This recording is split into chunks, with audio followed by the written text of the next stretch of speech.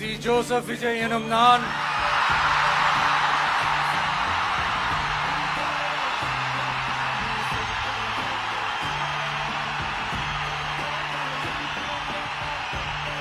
சட்டப்படி அமைக்கப்பெற்ற இந்திய அரசியல் அமைப்பின்பால் உண்மையான நம்பிக்கையும் மாறா பற்றும் கொண்டிருப்பேன் என்றும்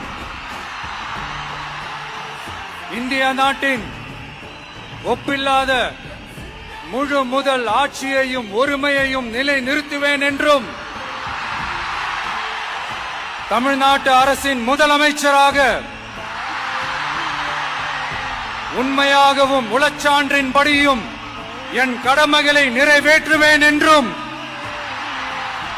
அரசியல் அமைப்பிற்கும் சட்டத்திற்கும் இணங்க அச்சமும் ஒருதலை சார்பும் இன்றி விருப்பு வெறுப்பை விலக்கி பலதரப்பட்ட மக்கள் அனைவருக்கும் நேர்மையானதை செய்வேன் என்றும் ஆண்டவன் மீது ஆணையிட்டு உறுதிமொழிகிறேன்.